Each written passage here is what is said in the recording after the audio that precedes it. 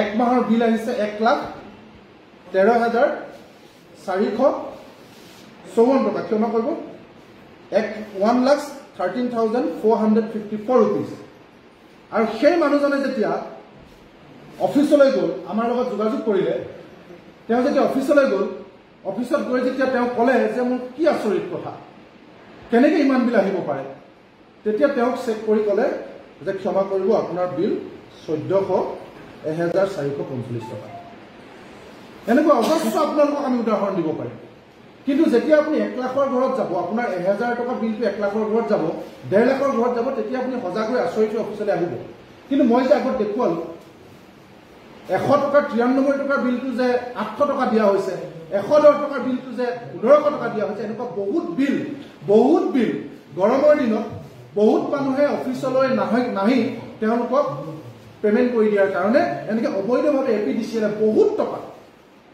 কোটি কোটি টকা গোটেই অসমত সংগ্ৰহ কৰি আছে এপিডিচিএল এ আপোনালোকৰ প্ৰমাণ আৰু কোনো নিয়ম নাই মই আকৌ কৈছো যে কোনো নিয়ম নাই কোনো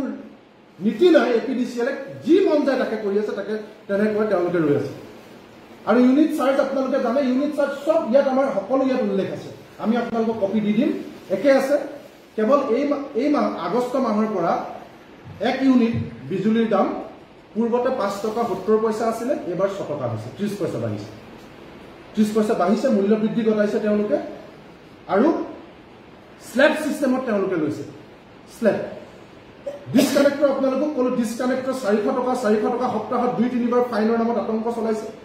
অনৰ্থক কোনো প্ৰয়োজন নাই কোনো মানুহ নাযায় আজিকালি অনলাইনত কাটে আৰু তেওঁলোকে কিন্তু 400 টকা ফাইন লগায় আৰু ডিসকানেক্টৰ আতংক কৰে ডিসকানেক্ট কৰি দিম বুলি কয় গৰমত ভয়ত মানুহে পইচা বিল চেক নকৰাকৈ তেওঁলোকক দি দিয়ে এয়া হৈছে এপিডিচিএলৰ ডাইৰেক্ট আৰু এটা তেওঁলোকে কি কৰিছে আপোনালোকে চাব যে তেওঁলোকৰ ইলেক্ট্ৰিচিয়ান বিলাক গৈ প্ৰতিটো পৰিয়াল ভেৰিফাই কৰিব লাগে যে এটা পৰিয়ালত কাৰেণ্টৰ কিমান ডিমান্ড আছে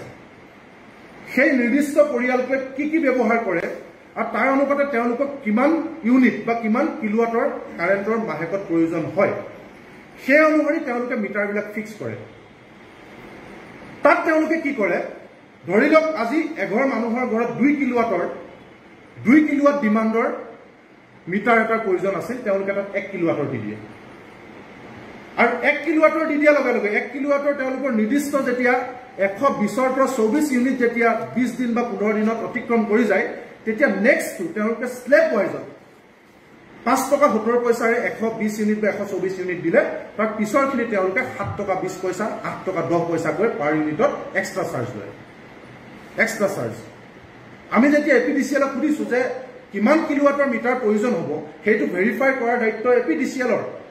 এপিডিচিএলৰ ইলেক্ট্ৰিচিয়ান বিলাকৰ লাইনমেন বিলাকৰ কিন্তু তেওঁলোকে নগৈ যদি অনুমানৰ ভিত্তিত 2 কিলোৱাটৰ প্ৰয়োজনত 1 কিলোৱাট দিছে তাৰ ৰেসপন্সিবিলিটি কনজিউমাৰজনে কিয় ল'ব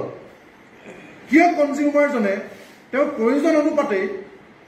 নিৰ্দিষ্ট ডিমাণ্ডৰ কাৰেণ্ট ব্যৱহাৰ কৰিবলৈ যাওঁতে কিয় এক্সট্ৰা চাৰ্জ দিব সেইবিলাক প্ৰশ্ন এপিডিচিএলৰ হাতত শক্তি বিভাগৰ হাতত কোনো উত্তৰ নাই দ্বিতীয়তে তাৰ উলুটাকৈ যদি চাই যদি 1 কিলোৱাটৰ তেওঁৰ ডিমাণ্ড আছিল বা প্ৰয়োজন আছিল তেওঁ 3 কিলোৱাটৰ এটা দি দিছে যাৰ কাৰণে আমাৰ ল্যান্ড ফোনত যেনেকৈ এটা ৰেন্টেল চাৰ্জ আহে ৰেন্টেল 1 কিলোৱাটৰ যদি 68 rupees বা 70 rupees ৰেন্টেল আহে তেতিয়া 1 কিলোৱাটৰ ঠাইত 3 কিলোৱাট দি দিয়াৰ কাৰণে 68 rupees এক্সট্ৰা তেওঁ প্ৰায় 138 টকা বা 136 টকা এক্সট্ৰা চাৰ্জ তেওঁৰ পৰা লোৱা হয় ইলেক্ট্ৰিচিয়ান বা এপিডিচিএলৰ ভুলৰ কাৰণে এইবিলাক হৈছে টেকনিক্যাল প্ৰবলেম কিন্তু এইবিলাক তেওঁলোকে শুনিব নোখোজে এই আটাইবিলাক আপোনাৰ বিলৰ ওপৰত জমা হয় আপুনি যদি বিলখন চাই ইয়াত আপোনাৰ ৰেন্টেল চাৰ্জ এক্সট্ৰা আপুনি যদি চাই এক্সট্ৰা যিখিনি আপোনাক ইয়াত দেখুৱাই দিয়ে চাৰ্জ 120 ইউনিট হল আপুনি চাব 120 পূৰণ 5 টকা 70 পইচা নৰ্মেল চাৰ্জ আৰু 120 ইউনিট যেতিয়া পাৰ হৈ গ'ল তেওঁৰ এক্সট্ৰা 78 ইউনিট ললে তেতিয়া 7 টকা খেলিছে আৰু তাৰো যেতিয়া পাৰ হৈ গ'ল তাতকৈ যেতিয়া বেছি হল তেতিয়া হলে 7 টকা 90 পইচা থাৰ্ড স্ল্যাব 105 টকা 70 পইচা পাৰ ইউনিট সেকেন্ড স্ল্যাব 7 টকাৰ থাৰ্ড স্ল্যাব তেওঁলোকে লৈছে প্ৰায় 9 টকা বা 8 টকা 80 পইচা কিন্তু সেয়া ইলেক্ট্ৰিচিয়ান বা এপিডিচিএলৰ ভুলৰ কাৰণে এনেকুৱা অজস্ৰ টেকনিক্যাল প্ৰবলেম আছে আমি যিবিলাক কথা আমি যেতিয়া সাধাৰণভাৱে আমি পৰিয়ালবিলাকৰ লগত কথা পাতিছো ইলেক্ট্ৰিচিয়ান বিলাকৰ লগত কথা পাতিছো এইবিলাক কথা তেওঁলোকে অফ কেমেৰা আমাক কয় কিন্তু আপোনালোকে জানে যে বহু মানুহে এইবিলাক কথা ক'বলৈ ভয় কৰে কাৰণ এইবিলাক কথা কোৱাৰ লগে লগে তেওঁলোকক ট্ৰান্সফাৰ দিয়া হৈছে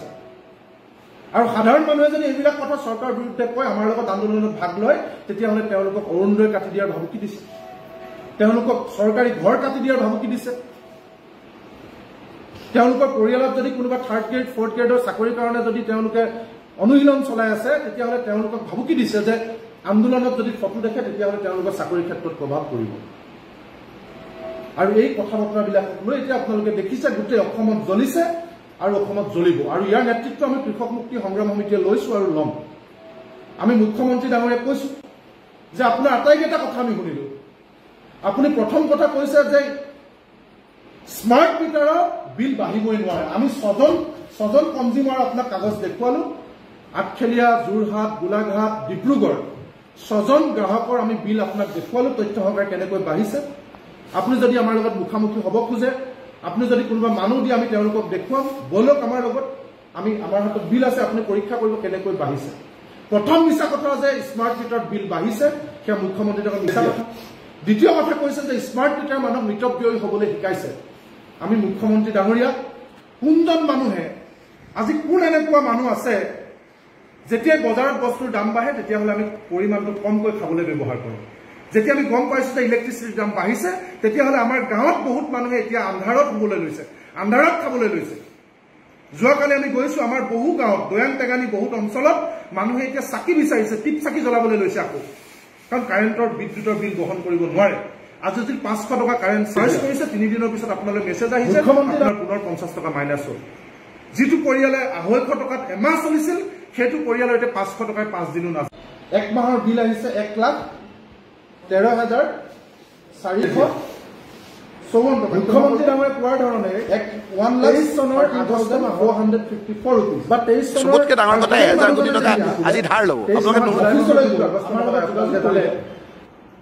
ইয়াতে আগষ্ট মাহৰ বিলটোত আপোনালোকে চাব যে 1 আগষ্টৰ পৰা 31 আগষ্টলৈকে 1/8/2023 পৰা জুম কৰি দেখালে আপোনালোকে গম পাব 31/8/2023 লৈকে তেওঁৰ বিল আহিছিল 658 টকা 658 rupees ইয়াত কোনো বেলেন্স নাই আপোনালোকে চাব পাৰে 658 rupees আৰু সেই ব্যক্তিগৰাকীৰ 2024 চনত যেতিয়া স্মাৰ্ট মিটাৰ লগাইলে এপ্ৰিল মাহত আৰু তেওঁ 24/6/2024 অৰ্থাৎ জুন মাহত তেওঁৰ বিলৰ পৰিমাণ হ'ল 1,350 টকা নাজিম আলী গোলাঘাট জিলাৰ বেবেজিয়া গাঁৱৰ মুখ্যমন্ত্ৰী ডাঙৰীয়া এই বিলখন আমি আপোনালৈ প্ৰেৰণ কৰি দিম সংবাদ মাধ্যমকো দিম যিজন ব্যক্তিৰ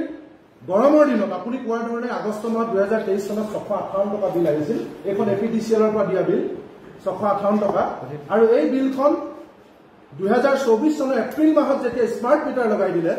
আৰু এই এখন মাহেকীয়া বিল আপোনালোকে চাওক 24/6/2024 বিলৰ পৰিমাণ 1,350 টকা নাজিম আলী গোলাঘাট জিলাৰ বেবেজিয়া গাঁও দ্বিতীয়তে মই আৰু এখন বিল আপোনালোকক দেখুৱাইছো এইখন হৈছে গোলাঘাট জিলাৰে হাবিচুক গাঁৱৰ লীলাৱতী বৰা তেখেতৰ নামত থকা বিল এই বিলখন আমি মাৰ্ক কৰি থৈছো চাওক যেতিয়া স্মাৰ্ট মিটাৰ লগোৱা নাছিল এই বছৰ 2024 চনৰ জানুৱাৰী মাহত তেওঁৰ বিল আহিছিল 281 টকা জানুৱাৰী মাহৰ বিল দিয়াৰ পিছত ফেব্ৰুৱাৰী মাহত তেওঁৰ বিল আহিল 242 টকা চাওক 4 ফেব্ৰুৱাৰী 2024 আৰু ফেব্ৰুৱাৰী মাহত যেতিয়া বিল দিলে তেতিয়া মাৰ্চ মাহত তেখেতৰ বিল আহিল 284 টকা চাওক 13 মাৰ্চ আৰু সেই ব্যক্তিগৰাকী ঘৰত লীলাৱতী বৰা যেতিয়া এপ্ৰিল মাহত স্মাৰ্ট মিটাৰ লগাই দিলে এপ্ৰিল মাহত স্মাৰ্ট মিটাৰ লগাই দিয়াৰ পিছত চাওক ষ্টেটমেণ্ট মান্থ মে এপ্ৰিলত লগাইছে মে 24 আৰু তেখেতৰ বিল আহিল 885 টকা 281 টকাটো পুনে 885 টকা 3 গুণতকৈ অধিক আৰু